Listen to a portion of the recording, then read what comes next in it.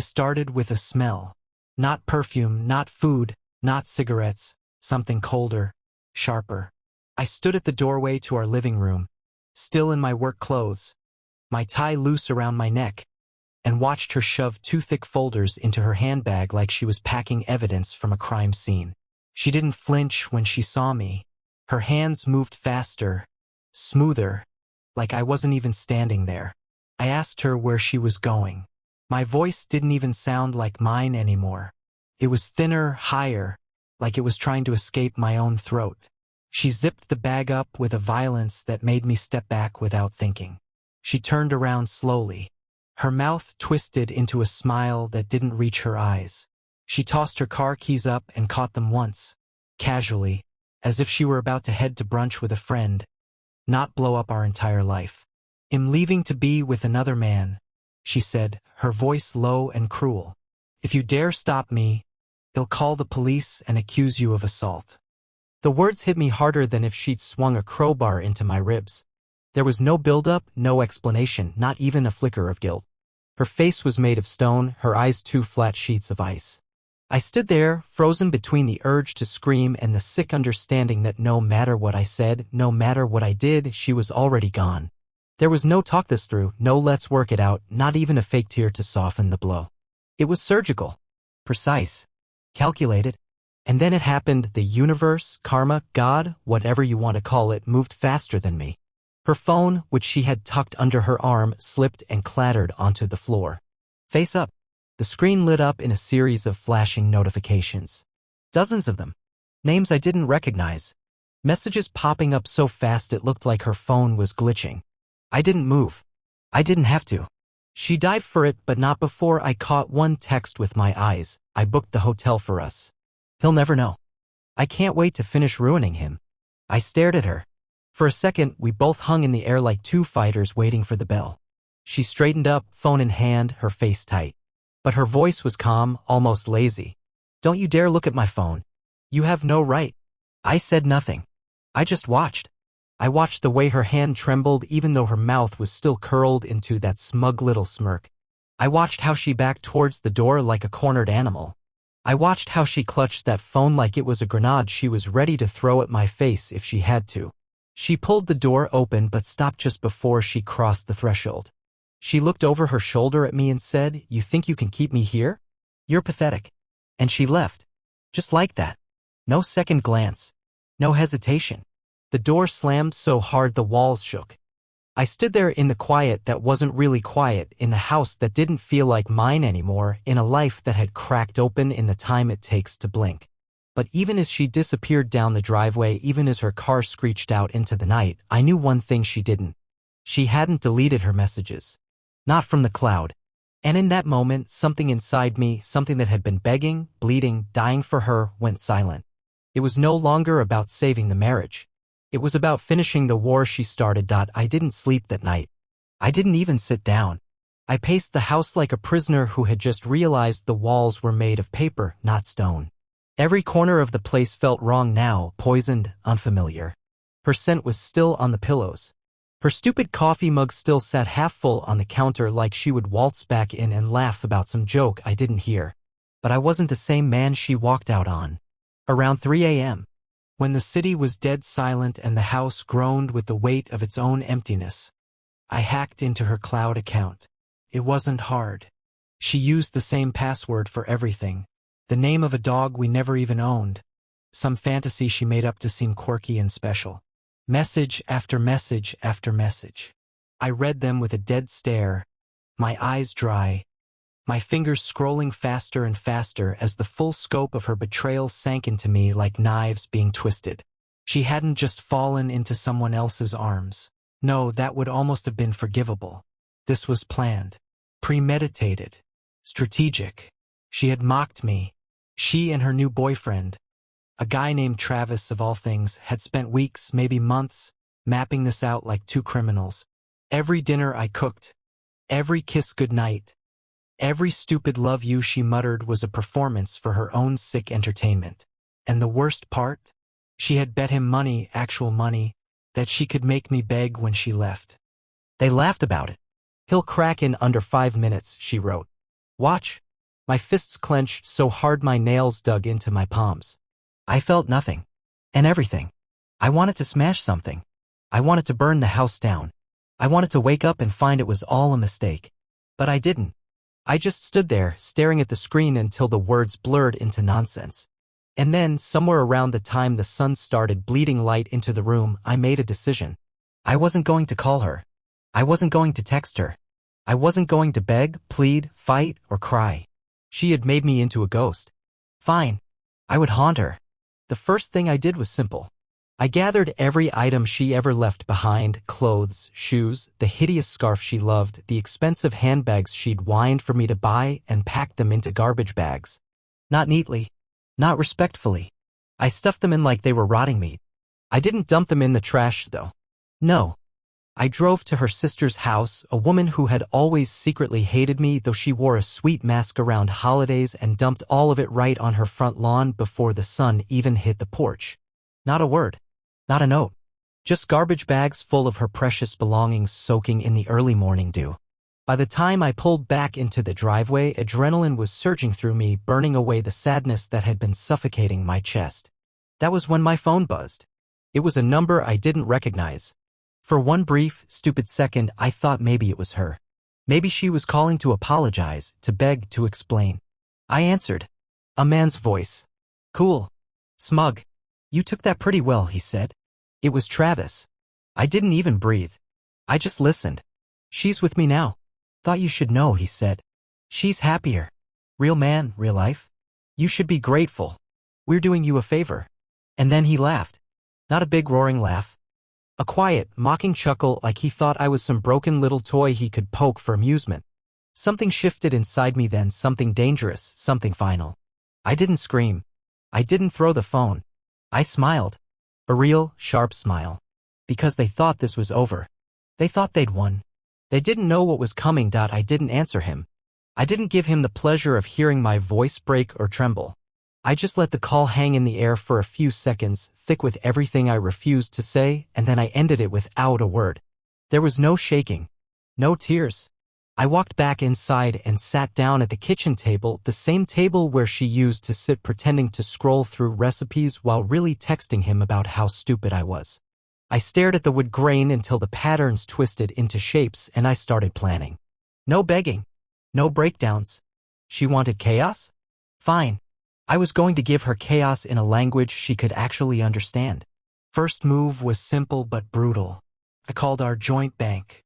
Before she could even wake up wherever she had spent the night, I froze every account that had my name on it. Every credit card, every checking account, even the emergency fund we'd saved for rainy days. Guess what? It was raining now. She'd left with the clothes on her back and whatever cash she happened to have in her purse.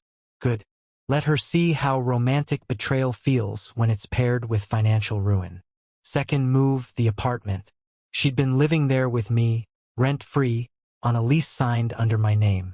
Within 2 hours, I filed a formal eviction notice with a smile on my face. She'd get the papers by the end of the week. By noon, my lawyer, a woman 10 times meaner than Megan could ever dream of being, had every document ready for a divorce that was going to rip apart every comfort Megan thought she had waiting for her. And still, I wasn't done. Around 3 o'clock, as the day boiled with a thick, sticky heat, she finally called. The screen lit up with her name, a name that now looked ugly to me, twisted, pathetic. I let it ring 3 times before picking up. Where's my stuff? She barked, no greeting, no softness, like she was entitled to even 1 second of my time. I returned it, I said flatly. Check your sister's lawn. Silence. Then a hiss, sharp and wild. Are you serious? Are you out of your mind? I almost laughed. I think she heard the smile in my voice because she started throwing curses at me, her voice rising, cracking at the edges. She wasn't the calm queen anymore. She sounded desperate. Unstable. Good. She ranted about money. About needing access to the accounts. About what was fair.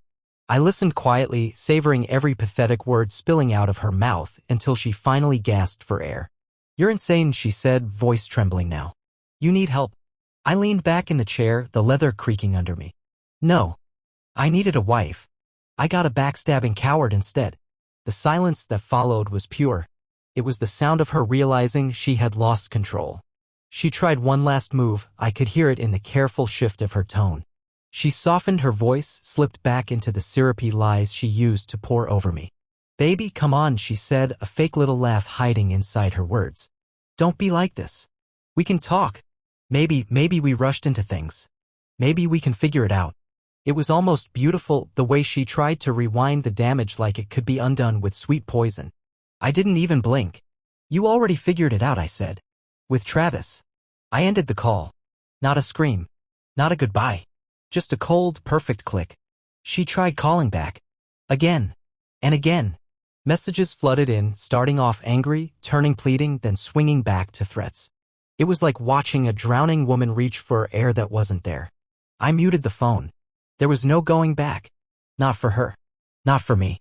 And somewhere deep inside, where the hurt should have been, there was only one thing left. Freedom. But the story wasn't over yet.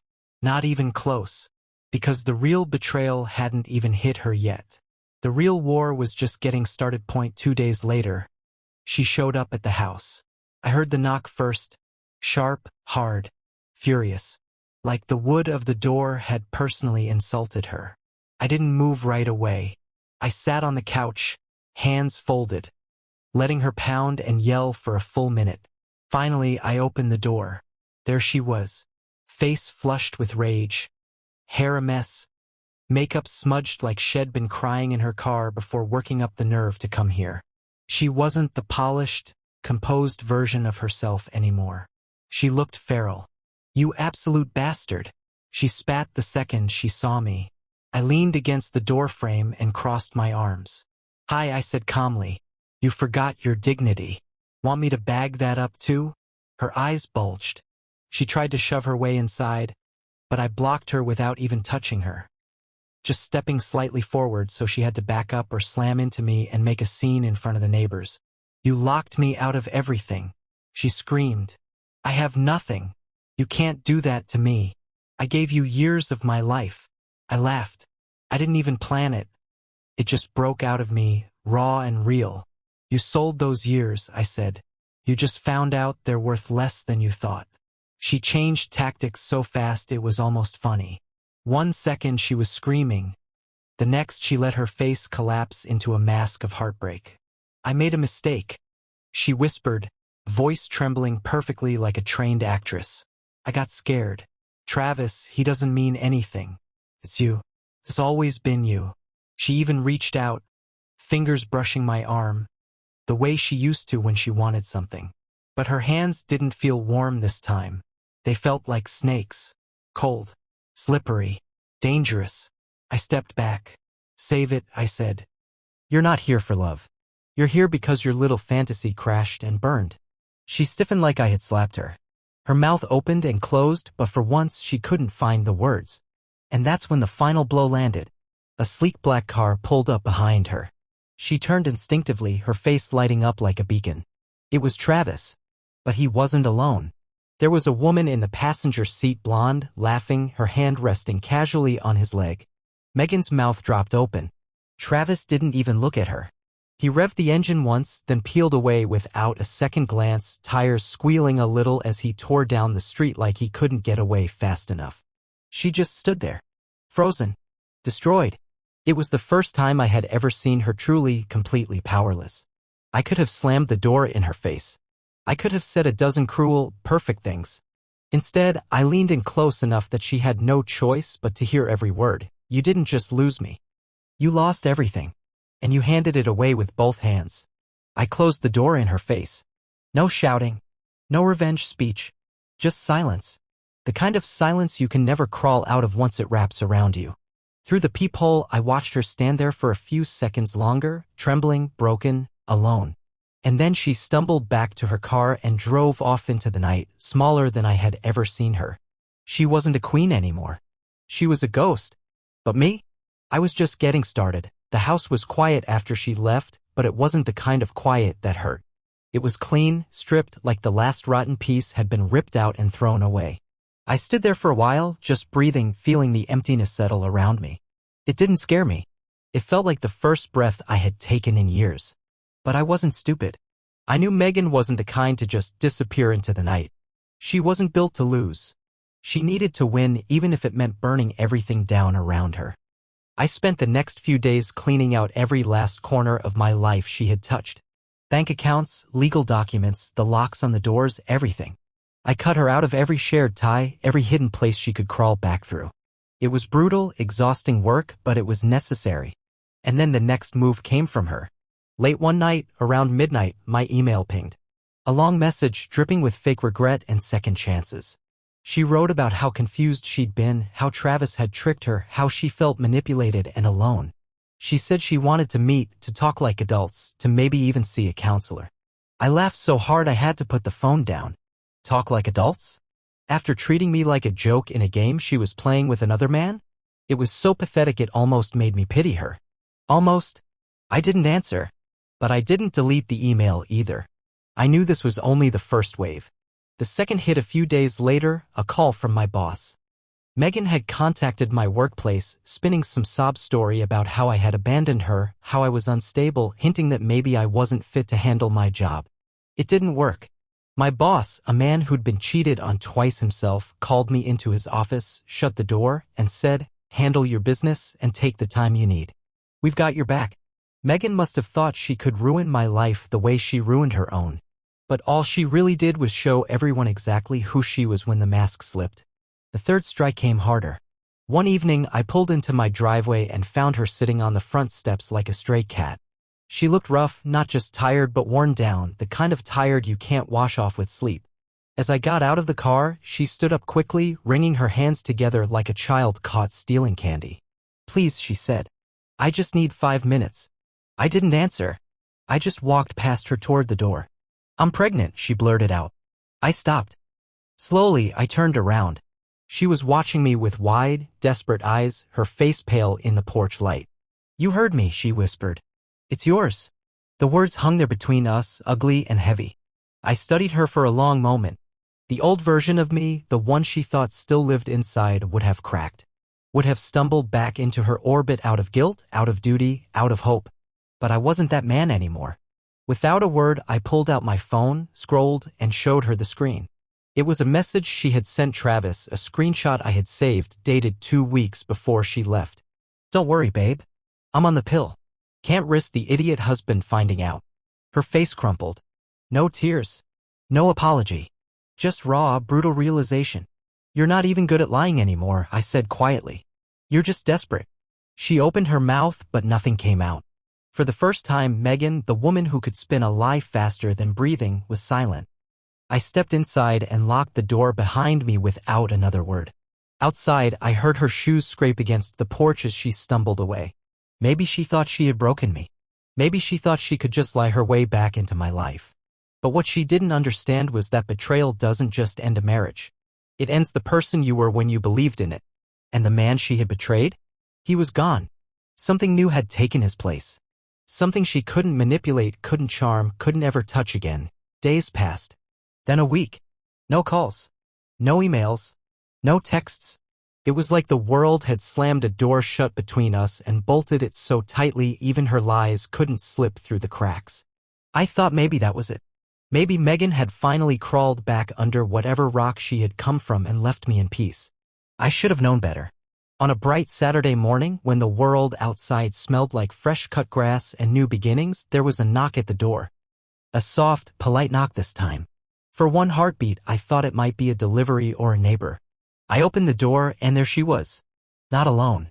Standing next to her was a man I didn't recognize. Older, sharply dressed, hair slicked back like he thought he was still in his 20s. His smile was thin and fake, stretching across his face like a bad mask. Megan was clinging to his arm like a drowning woman hanging onto driftwood. Before I could even say a word, she launched into it. "This is Victor," she said quickly, voice bright, fake, frantic. "He's helping me sort things out. Financially. Legally. We just want to talk." I didn't move. Didn't blink.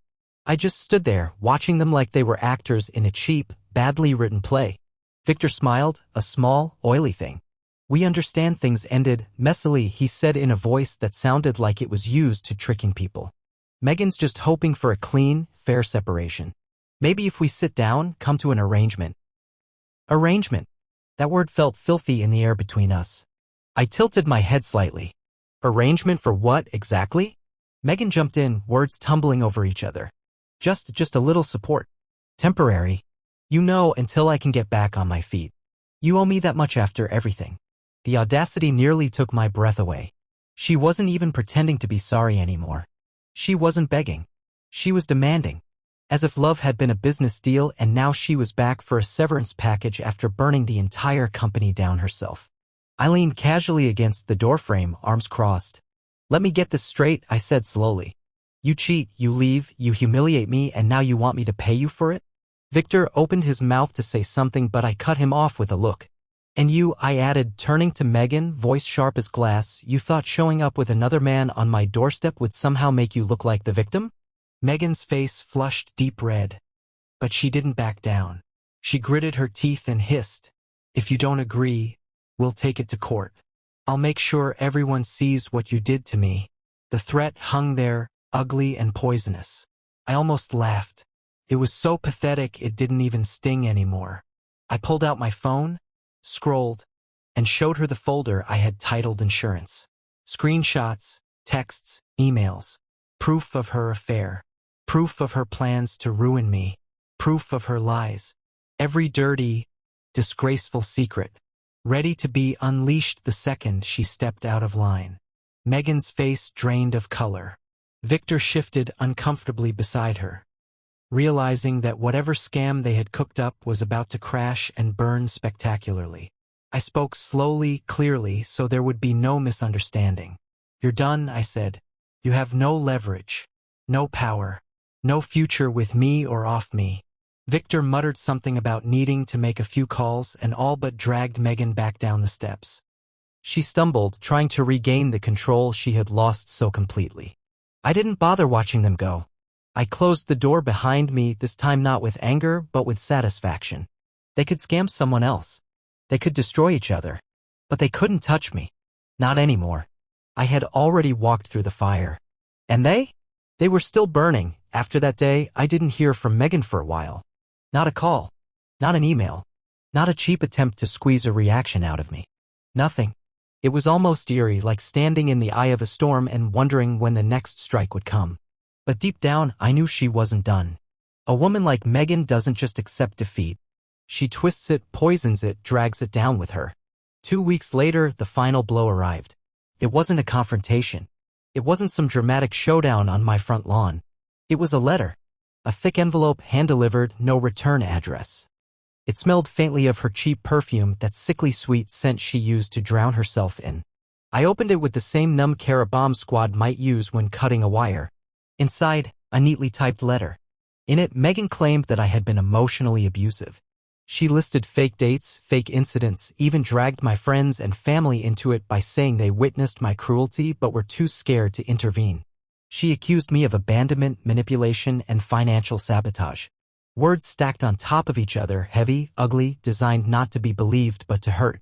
At the bottom, in neat, final lines, was her demand, a settlement. A large one. Or she would be forced to take legal action and expose the truth.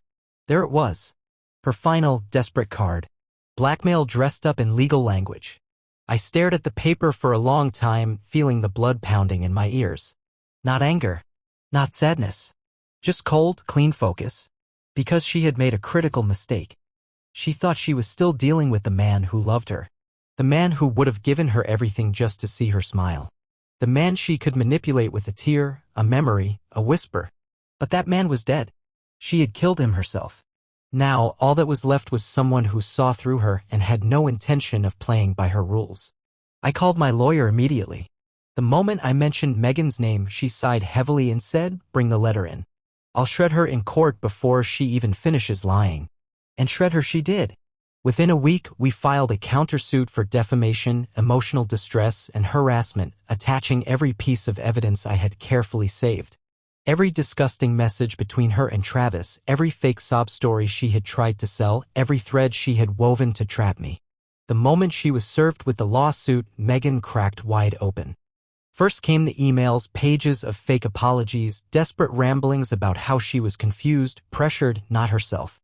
Then came the calls, endless, pathetic voicemails swinging from threats to tears to fake sweetness. I didn't answer a single one. I didn't even listen to the voicemails. I just forwarded everything to my lawyer, who smiled wider with each new piece of evidence Megan handed us on a silver platter. Finally, Megan showed up at my office one afternoon. Not with Victor. Not with Travis. Alone. She looked nothing like the woman who had once walked out of my life with a smug, cruel smile.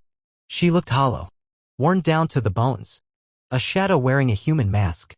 I watched her through the glass doors. I didn't go out. I didn't wave. I didn't give her a single second of my time. I simply turned my back and kept walking, leaving her standing there, tiny and invisible on the other side of the glass. Because she wasn't my problem anymore. She wasn't my wife. She wasn't even an enemy. She was just gone. A ghost in a life I no longer lived. And the more she tried to claw her way back, the further she slipped into the hole she had dug for herself. This wasn't just the end of a marriage. It was the end of her power over me. Once and for all, life didn't just move on.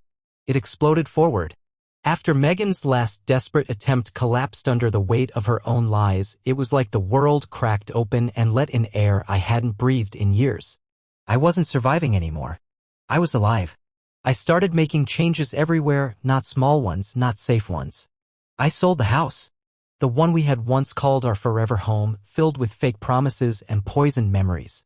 I didn't want to walk through rooms she had corrupted. I didn't want to sleep in a bed where betrayal had hung in the air like a second skin. I packed everything I wanted and burned the rest. Literally. I held a bonfire in the backyard the night before the moving truck arrived. Old pictures, wedding gifts, clothes she had picked for me because they made me look more successful. All of it.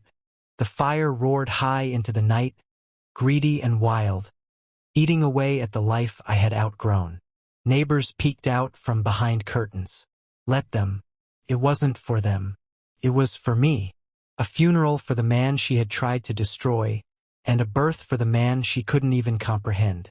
By morning, I was on the road, my car packed, my new lease signed in a city hours away, a place where no one knew my name.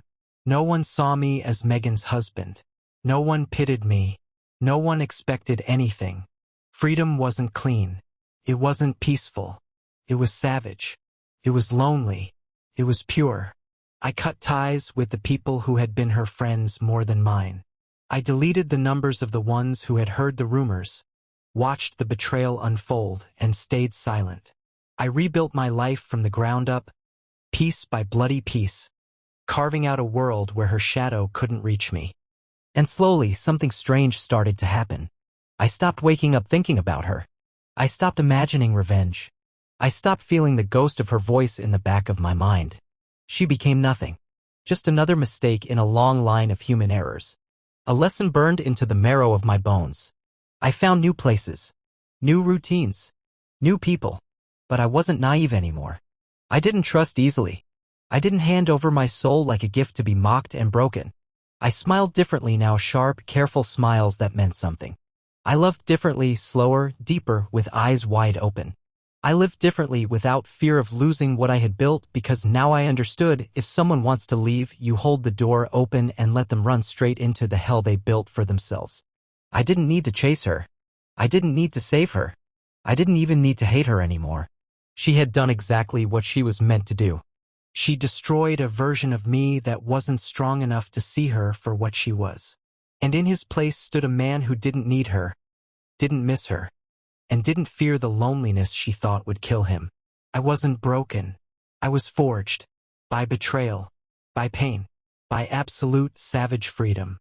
And somewhere out there, Megan still wandered through the ruins she had made of her life, searching for a door that would never open again. Not mine. Not ever. Months rolled by. Seasons shifted. The smell of fresh earth turned to burning leaves, and the cold crept into the edges of the world. By then, Megan was nothing more than background noise in my memory. A smudge on glass I had already wiped clean. But life has a way of circling back. Not to pull you down, but to show you just how far you've climbed above the wreckage. It started with a message from an old mutual friend. Someone I hadn't spoken to since the divorce exploded across town like a bad storm. first, I almost ignored it, but something, call it curiosity, call it instinct, made me open it. For words. Simple. Electric. Sharp enough to slice the breath from my chest. You need to see this. Attached was a screenshot. Post. From Megan. She had gone public. Sprawling paragraphs dripping with fake humility. Pretending to open up about her journey and mistakes like she was some tragic heroine in a story she had written herself. She talked about betrayal, as if she were the one betrayed. She talked about heartbreak, as if she hadn't shattered everything she touched. She begged for forgiveness. Not from me, not directly, but from the nameless mass of internet strangers she hoped would gather around her and call her brave. I scrolled down, comment after comment, and for the first time, the tide had turned. No sympathy, no redemption arc, just cold, brutal truth from people who saw through her mask without even knowing the full story. Funny how you only find regret when your life falls apart. Actions have consequences, sweetie. Maybe start by apologizing to the people you actually hurt.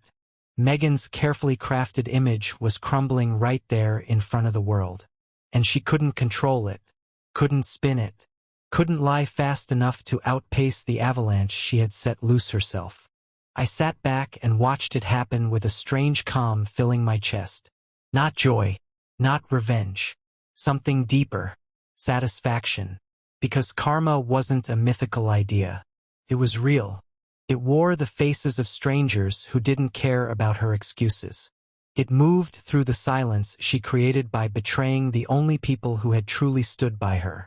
It was patient and ruthless and thorough. And Megan, who had once thought she could play with lives like toys, was standing in the middle of her own broken stage with no applause, no audience, and no way out. I didn't comment. I didn't reach out. I didn't need to. Sometimes the loudest victory is the silence that follows when your enemies destroy themselves. Later that night, I went out.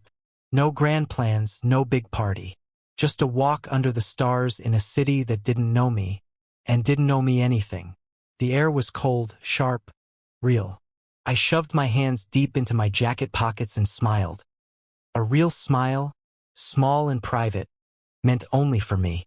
For the first time in what felt like a lifetime, I wasn't carrying her ghost anymore. I wasn't dragging the weight of her betrayal through every step. I wasn't waiting for the next punch to land. I was just free. And somewhere, Megan was learning the lesson she had been too proud to hear when I tried to save her. When you destroy everything good in your life, you don't get to demand another chance. You get to live in the ruins, alone, exactly where she chose to be. Time didn't heal anything. That's a lie people tell themselves to make the waiting easier. What healed me was the truth. The sharp, bloody truth that sometimes the people you love most are the ones who load the gun and smile while they pull the trigger. But knowing that didn't make me bitter. It made me clear. The real healing came not from pretending it hadn't happened, but from accepting that it did, and that it made me better, sharper, stronger than I ever would have been if she had stayed. Months turned into a year. Megan's name faded out of conversations, off screens, out of life itself. No one brought her up. No one cared. The world moved on without her the same way I had. The last time I heard about her was by pure accident. A passing comment at a gathering from a mutual acquaintance. "She's doing not great," they said, voice low, a little embarrassed. "She lost her job. Victor dumped her. She's back living with her mother." I nodded once, said nothing. There was nothing left to say. No gloating, no sympathy, just simple, detached understanding. You don't build your future on ashes and expect flowers to grow. You don't tear down someone who loved you and expect the world to hand you a prize. You don't burn bridges and cry about the loneliness on the other side. That was the life she built with her own hands. Brick by ugly brick. And me? I didn't just survive it. I rose from it. I built a new life. Slower, stronger, with walls of stone and doors I chose carefully who to open to. I trusted again, but not blindly. I loved again, but not recklessly. I lived again, but this time, fully awake. The real victory wasn't about making her regret losing me. It wasn't about revenge or punishment. The real victory was that she didn't define me. She didn't own the rest of my story. She was just a chapter. A dark one, sure. A brutal, savage, necessary chapter. But only a chapter. Not the whole book. Not even close. So if anyone out there is reading this, feeling that same raw, blistering hurt, thinking you'll never get past it, let me tell you something simple and true. You will. Not because time heals all wounds, but because eventually you stop letting the person who broke you keep writing your story. You pick up the pen. You turn the page. And you start writing a life they don't get to be a part of. Not in your house. Not in your head. Not in your heart. Not anymore. You move forward. Not to forget them, but to outgrow them. And trust me, when that day comes, when you realize you're living a life so full, so strong, so completely yours that their memory can't even touch you, that's the sweetest, purest revenge there is.